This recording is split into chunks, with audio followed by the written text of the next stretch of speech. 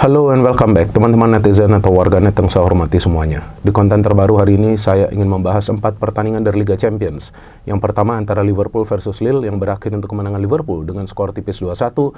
Yang kedua antara Benfica versus Barcelona yang berakhir untuk kemenangan Barcelona secara dramatis dengan skor 4-5. Yang ketiga antara Real Madrid versus FC Salzburg yang berakhir untuk kemenangan Real Madrid secara fantastis dengan skor 5-1. Yang keempat antara Paris Saint-Germain versus Manchester City yang berakhir untuk kemenangan Paris Saint-Germain dengan skor 4-2.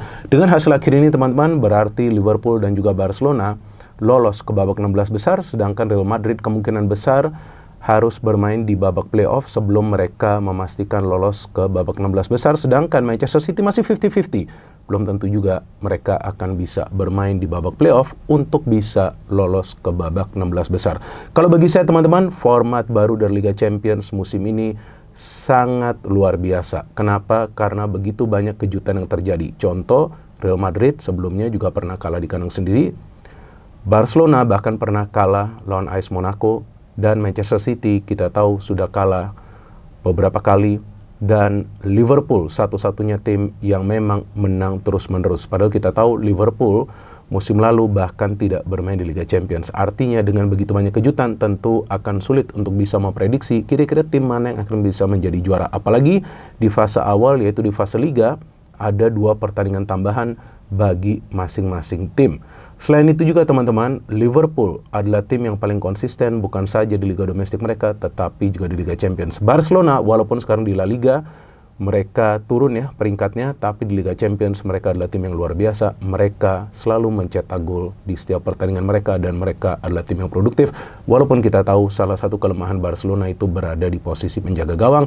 Real Madrid seperti biasa akan membuat fansnya deg-degan. Tapi ya kemungkinan tim ini akan lolos ke babak 16 besar melalui jalur playoff. Manchester City ini yang di luar dugaan. Saya tidak pernah menduga bahwa tim ini akan hancur-hancuran seperti sekarang. Tapi tampaknya para pemain City sudah tidak begitu termotivasi. Karena tampaklah mereka jarang fight juga di setiap pertandingan mereka. Bahkan lawan Paris Saint-Germain mereka begitu mudah kemasukan total 4 gol. Oke, pertandingan pertama dulu yang ingin saya bahas adalah antara Liverpool versus Lille. Yang kebetulan saya juga yang siaran ini kan di SCTV. Dan sebelum kick-off saya sudah mengatakan bahwa Liverpool ini punya kedalaman. Di mana? Yaitu di lini depan mereka. Mereka punya begitu banyak pemain yang mampu mencetak gol. Dan di tengah itu juga adalah salah satu kekuatan mereka. Dengan adanya Gravenberch, Harvey Elliott, Curtis Jones, McAllister, atau juga Szoboszlai. Jadi pemain-pemain yang bermain di tengah itu adalah pemain-pemain yang punya tanggung jawab untuk feeding bola dan juga melakukan pressing. Dan Liverpool bersama Arne Slot bermain jauh lebih ofensif. Mereka bahkan selalu mengambil inisiatif untuk membangun serangan dengan cepat memindahkan bola dari pertahanan ke lini depan. Maka itu, Lille di pertandingan ini tidak bisa melakukan apapun. Bahkan secara peluang mereka hanya bisa mendapatkan 2 peluang on target. Karena para pemain Liverpool mendominasi jalannya pertandingan. Cuma salah satu juga masalah dari Liverpool adalah pada saat mereka berhadapan dengan tim yang istilahnya parkir bis, mereka akan sulit juga untuk create chances yang berbahaya. Namun kita lihat Salah dengan trademarknya bisa mencetak gol luar biasa gol ini. Dan walaupun bisa dibalas oleh Jonathan David karena ada sedikit kesalahan, dan saya pikir nih para pemain Liverpool mungkin adalah sedikit faktor kelelahan ya. Karena gak gampang juga bagi mereka menjalani jadwal yang padat, bukan saja di Liga Champions kan, tetapi juga di Liga Domestik. Tapi akhirnya mereka bisa meraih kemenangan dengan gol yang dicetak oleh pemain pengganti Harvey Elliott yang masuk di babak kedua. Dan saya juga sudah mengatakan bahwa kemungkinan Arne Slot akan melakukan banyak perubahan lah di babak kedua pergantian pemainnya. Dan itu dia lakukan untuk menjaga kebugaran dari para pemain Liverpool. Tapi saya melihat Liverpool adalah tim yang ya untuk saat ini adalah tim terbaik di Eropa ya, bahkan jauh di atas Madrid. Dengan cara bermain mereka yang selalu menekan para pemain tim lawan, main dengan high pressing, main dengan garis pertahanan yang tinggi, dan hampir selalu bisa meraih kemenangan. Bahkan mereka merupakan salah satu tim yang cukup baik ya dalam mengoleksi poin. Walaupun di Liga Champions mereka tidak produktif, tetapi di Liga Inggris kita tahu mereka adalah salah satu tim yang produktif dengan Salah yang lagi on fire luar biasa. So, saya pikir layaklah Liverpool adalah tim pertama yang memastikan lolos ke babak 16 besar. Dan sekarang saya ingin membahas pertandingan Benfica versus Barcelona yang di luar dugaan saya. Ini di luar dugaan saya sih. Barcelona itu bisa meraih kemenangan karena saya nonton pertandingan ini dan Benfica mainnya luar biasa. Cuman memang saya melihat para pemain Benfica sepertinya over PD, overconfident. pada saat mereka sudah bisa unggul dengan selisih 2 gol lawan Barcelona. Nah, ini yang salah. Karena Barcelona itu mirip seperti Liverpool. Punya kekuatan di lini depan mereka. Lini depan mereka ini tajam banget, apalagi dengan Rafinha yang lagi on fire. Lewandowski ya masih up and down, cuman dia terbantu juga lah dengan adanya Rafinha ya. Dan saya melihat Rafinha ini adalah pemain yang mengandalkan naluri luar biasa loh untuk mencetak gol. Saya melihat pemain ini adalah salah satu pemain yang bisa berubah permainannya dengan masuknya Hansi Flick. Dan dia pemain yang bermain lebih direct ya. Beda pada saat sebelumnya dia bersama Xavi lebih lama menahan bola. Tapi kali ini dia akan mengambil keputusan lebih cepat. Dan ya memang Barcelona memainkan Szczęsny ya karena memang dia adalah penjaga gawang yang berpengalaman ya. Tapi dia juga melakukan blunder di pertandingan ini. Tapi saya melihat ya pada saat Benfica itu sudah unggul dengan skor 3-1, ya mereka terlalu pede dan mereka tetap menyerang. Ini yang saya kaget. Nah, itulah yang dimanfaatkan oleh para pemain Barcelona dan mungkin juga para pemain Benfica tidak menyangka mereka bisa unggul begitu cepat di babak pertama dengan skor 3-1. Itu golnya De Rafinha, yang gol pertama dia itu yang mengubah sih jalannya pertandingan ketika penjaga gawang dari Benfica itu salah kan. Ketika dia coba untuk passing tapi ternyata terkena Rafinha dan kemudian terjadi gol Trubin ya.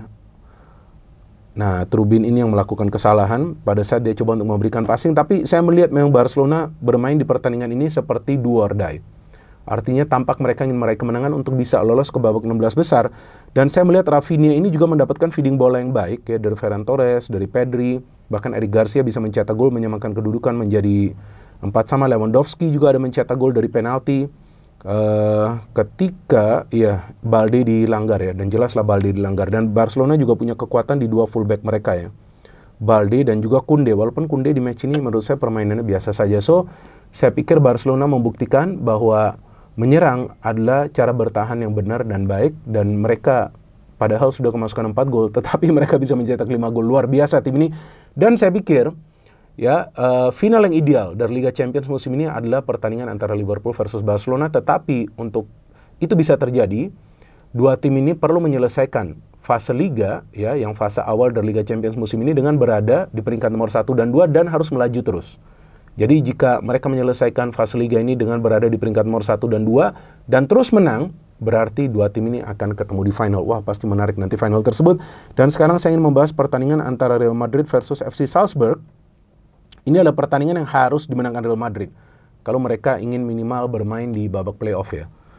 Dan ini yang saya kadang-kadang ya deg-degan juga ya nonton Madrid ya. Kan saya adalah fan Madrid ya, tapi saya juga perlu objektif pada saat saya menilai permainan Real Madrid. Dan kalau menurut saya Madrid ini memang punya kekuatan di depan sih. Dengan adanya Vini, Mbappe, walaupun Mbappe banyak kehilangan bola di match ini dan gol dia itu adalah karena giveaway ya. Karena kesalahan dari penjaga gawang Salzburg nih, salah ini dia ketika dia coba untuk mengontrol bola. Jadi sama seperti di pertandingan Benfica, si Trubin ini blast switch ya, yang salah ya. Tapi saya melihat Vini, Rodrigo, dan juga Mbappe, belum lagi Jude Bellingham, ini adalah inti kekuatan dari Madrid. Dan Madrid memang musim ini tidak konsisten karena silih berganti para pemain mereka tuh cedera. Banyak yang nggak sadar. Hanya 4 pemain dari Madrid yang tidak cedera loh sejauh ini loh, yaitu Courtois, Endrick, Fran Garcia, dan saya lupa satu lagi. Pokoknya ada 4 pemain deh. Kalau nggak salah Arda Güler ya, saya lupa.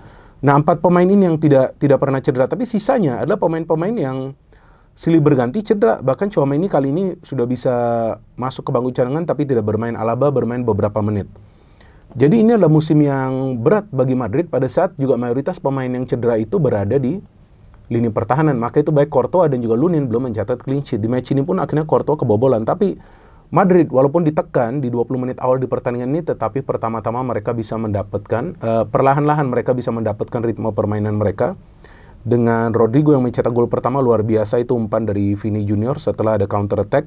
Dan kemudian Rodrigo juga mencetak gol pada saat Bellingham memberikan backheel pass. Tapi itu pada saat Vini memberikan umpan sepertinya terkena Jude Bellingham juga tuh. Sehingga bola terarah kepada Rodrigo. Nah, sudah unggul 2-0 nih ya, saya sudah feeling kemungkinan akan tambah nih di babak kedua. Tapi feeling saya mungkin tambah 1. Tapi gila bisa tambah 3 gol lagi. Itu Mbappe juga pada saat dapat giveaway udah habis nih mental para pemain Salzburg. Salzburg juga dengan pelatih baru Thomas Lech gak bisa berbuat apa-apa walaupun mereka berani keluar menyerang, tetapi mereka tidak bisa shooting on target satupun di babak pertama itu. Oke lah ada 1 tapi melenceng juga. nggak di-save oleh Courtois. Dan akhirnya Vinicius Junior, what a goal. Trademarknya mendapatkan umpan dari Modric. Modric saja harus main dari awal di match ini. Dan Vini Junior kembali mencetak gol pada saat mendapatkan umpan dari Valverde. Luar biasa, ini golnya dia hantam langsung. Dan Salzburg bisa mencetak 1 gol dari Mats Bidstrup. Gol hiburan lah ini ya, 1. Dan sekarang saya ingin membahas PSG versus City. Ini saya kaget banget. Karena saya nonton match ini. City sudah unggul 0-2 loh. Dan saya melihat bukan artinya para pemain City ini melakukan banyak kesalahan, enggak juga. Tapi koordinasi mereka di lini pertahanan nggak jalan sama sekali. Dan saya melihat para pemain mereka kurang fight. Nggak seperti di musim-musim sebelumnya. Nah, ini yang saya nggak ngerti kenapa ya. Sepertinya mereka kurang semangat ya. Dan padahal mereka sudah unggul 2-0 loh. Dengan masuknya Grealish di babak kedua kan. Grealish yang bisa mencetak 1 gol. Kemudian memberikan umpan kepada Haaland. Tapi kemudian kita lihat PSG ini kan timnya sebenarnya tanpa Messi, Neymar, dan juga Mbappe ya sudah berbeda ya. Tapi saya melihat Barcola, Doué, kemudian Vitinha, Neves, ini pemain-pemain yang bagus loh. Dan City, Kovacic dan Silva ngapain itu di tengah, gila. Para pemain PSG itu lewat terus. Dan para pemain PSG punya kecepatan di depan yang tidak bisa diantisipasi oleh Nunes dan juga Guardiol. Nah, Kyle Walker kan sudah tidak bermain lagi bagi City ya. Saya pikir City ini kekuatannya tuh sebetulnya di Kyle Walker, yang sehingga mereka bisa menjadi juara dari Liga Champions. Tapi PSG hancurin loh ini City. Gila loh, itu golnya Dembele ya, Bakorla. Kemudian sampai Ramos injury time, dikira offside, tapi ternyata kena pemain dari City. Mereka buat City itu tidak berdaya. Bahkan City itu hanya mendapatkan umpan-umpan yang berbahaya itu lebih banyak itu di babak kedua.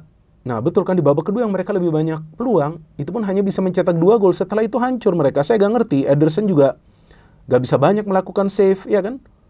Nah itu dia cuma 3 save, itu aja. Tapi begitu banyak peluang dari PSG yang tidak bisa dia tahan, karena kelihatan kekompakan di antara para pemain City di pertahanan itu ya tidak begitu baik. Jadi ya teman-teman, kalau menurut saya ya bahwa City akan kesulitan untuk bisa lolos ke babak 16 besar jika para pemain mereka tidak bisa improve. Dan saya pikir dalam hal ini, walaupun De Bruyne sudah bermain, tapi saya melihat nih De Bruyne yang berbeda juga. Bahkan Foden, Savinho pun akhirnya ditarik, tapi Grealish masuk bagus. Kovacic nih, kelihatan nih City sekarang tidak seperti City yang 2 atau 3 musim lalu. Kelihatan motivasi di antara para pemain sudah jauh menurun. Jadi kita tunggu saja teman-teman nanti pertandingan terakhir dari fase Liga Champions, dan juga nanti tim-tim mana saja yang akan bertemu di babak playoff. Jika City lolos juga ke babak playoff dan Madrid juga akan bermain di babak playoff, akan seru jika dua tim ini bertemu di babak playoff. Tetapi pilihan saya untuk final ideal adalah Liverpool versus Barcelona. No hate, no politics, only football. Salam sepak bola.